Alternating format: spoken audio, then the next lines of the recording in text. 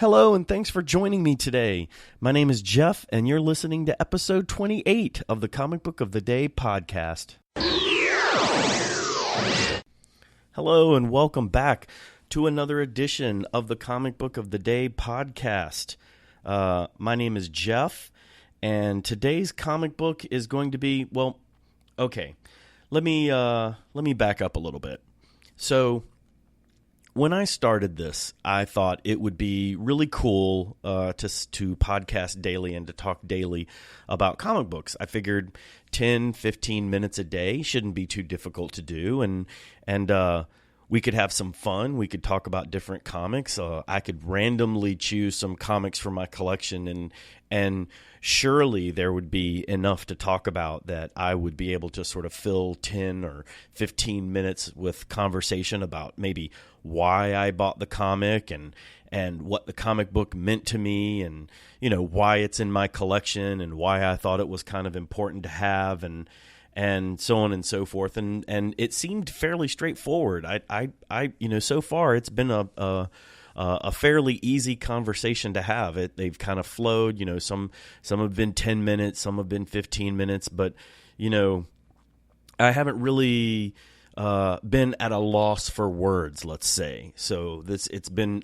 pretty straightforward and easy to do so far until today. Today's comic book of the day is an interesting comic. I mean, it is absolutely, without a doubt, one of those comics that if you look at it, you go, wow, that is indeed a comic book. So I'm interested in hearing more about this comic. But this one's going to be tough. I'm not really sure exactly how I'm going to fill a lot of time talking about this comic, but we're going to give it a shot. I mean, I can probably talk a little bit about some of my memories and talk maybe about the genre and talk a little bit about the format of this comic. But man, today's comic book of the day, you're going to have to head over to comicbookoftheday.com and take a look at this, because I'm not exactly sure how to describe this book to you without you actually sort of seeing the book for yourself. Today's comic book of the day is it's a DC Comics publication. It was published in May of 1978, and it is a treasury book. It is an oversized, it's one of those 10 by 13 oversized treasury editions. This is actually treasury edition comic number C57. The numbering on these comics is very weird. But the title of this book is Limited Collector's Edition presents Welcome Back Kotter. Yeah, you heard me right. This is actually a Welcome Back Kotter comic book. It's 72 hilarious pages. It's got a wonderful cover by Bob Oxner.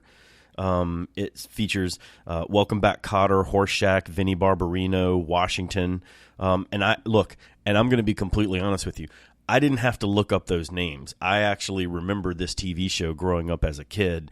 And for those of you who aren't familiar with it, Vinnie Barbarino, Welcome Back Kotter was the story of a guy who graduated from this high school in, I don't know if it was in Brooklyn or I think it might have been Brooklyn. I want to say Brooklyn, and I don't know. I'm not super familiar with the story. But I do remember the song. I think everybody remembers the song, Welcome Back. All right, so that's the last time I ever sing on this podcast. So I will never sing on this podcast again. But this was a show that played on television. It was on ABC TV, and it started around 1975, September of 75, right? The fall of 75. And it starred Gabe Kaplan. None of these names will probably ring a bell because I don't believe any of them went on to do a whole lot, except for one sort of standout person in the cast, right? There's one person in the cast who actually sort of went on to become fairly famous, right? You might know the name. It was John Travolta. So John Travolta played Vinnie Barbarino, a character on Welcome Back, Kotter, and this was his first debut role.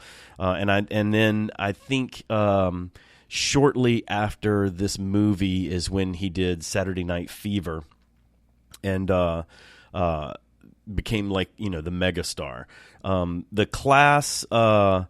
class was a bunch of troublemakers, right? So it was he played Kotter, right? Gabe Kaplan played this guy named Kotter, who was the teacher of these kids. They were sort of like the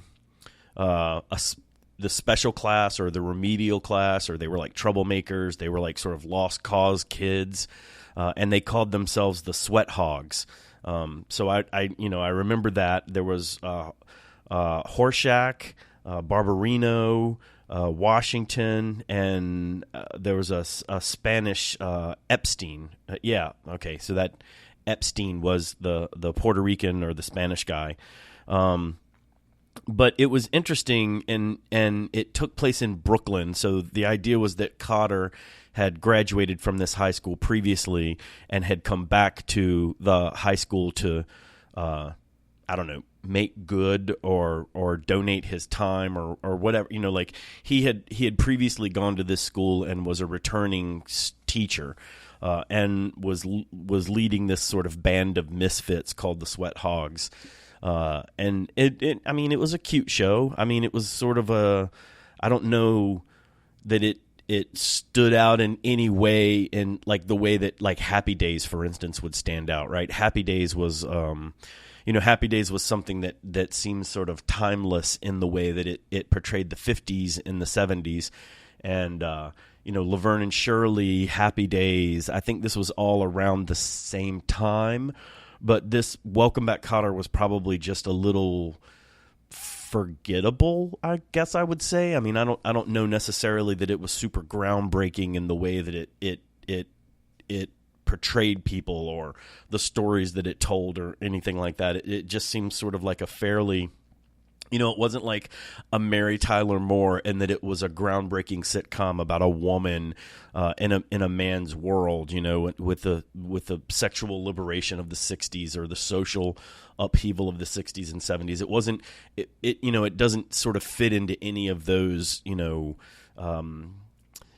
histories of television. So in other words, if you were doing a history of television, I don't know necessarily that you would like throw in Welcome Back, Kotter as sort of a historically significant situation comedy, right? I mean, you've got Three's Company, which was the story of an allegedly gay man living with two girls. So there's sort of the groundbreaking idea that this was a gay gentleman on TV, and much the same way that Soap had Billy Crystal, or Happy Days was, the retelling of the 50s. And so, or Mary Tyler Moore, like I mentioned previously, was sort of the story of a woman in a man's world. So they weren't reflective of society. Those series were sort of reflective of society in the way that society was changing. And I don't know necessarily that you would call Welcome Back, Kotter anything like that. I don't believe that, it would be sort of lumped in with any sort of historically significant television show at the time. But this at the time in 1978, this was a $2 book. This had a cover price of $2. Oxner was a cartoonish artist who later went on, of course, to do superhero comics. But initially in the beginning, he did a lot of comedy comics, right? So he did things like Leave It to Binky, Dean Martin and Jerry Lewis, a lot of Adventures of Jerry Lewis, The Adventures of Bob Hope, Dobie Gillis, Pat Boone. So he did a lot of sort of the comedy and cartoonish types of books in the 60s and 70s. He also drew, if you go back some to the Bob Hopes and the Dobie Gillis and the Pat Boone comics and the Dean Martin and Jerry Lewis. Those were all comics, by the way. Those are all comic books that were printed in the 50s and 60s. So he goes all the way back to around the late 40s, maybe 50s and 60s. And then by the time the late 60s and 70s had rolled around, those books had sort of fallen out of favor. And he was doing more superhero work, but there were still occasions where, things like Leave It to Binky and funny books, right? Like we'll call them funny books, were still being published all the way probably up into the late 70s. So he had definitely kept busy and had work, but this has got a really cute cover. So I can say that this is probably a book that I didn't purchase, right? This isn't something that I purchased as a kid. This was something that I went back later and purchased in order to sort of fill out my collection of Treasury books.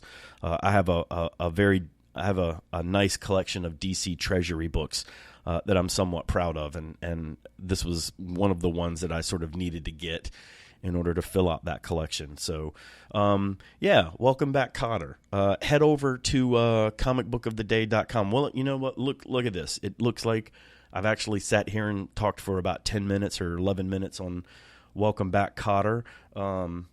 So there you go. I guess I was able to sort of fill a podcast about a book that I wasn't really sure I was going to be able to talk about. So, listen, hey, thanks for joining today. Thanks for sticking around for 10 or 11 minutes as we talked about Welcome Back, Kotter. I hope that it was a good 10 or 11 minutes. I hope I didn't waste 10 or 11 minutes of your life. So anyway, appreciate you. Thanks a lot for hanging out. And don't forget, we're on iTunes and Google Play, so you can subscribe and follow along every day as we talk about different comic books. We're on Facebook over there at Comic Book of the Day, and of course, don't forget about the website, comicbookoftheday.com, where every day we feature a new comic book and podcast about it for about 10 or 15 minutes a day. So hope we can be a part of your day. Thanks for listening, and we will see you tomorrow.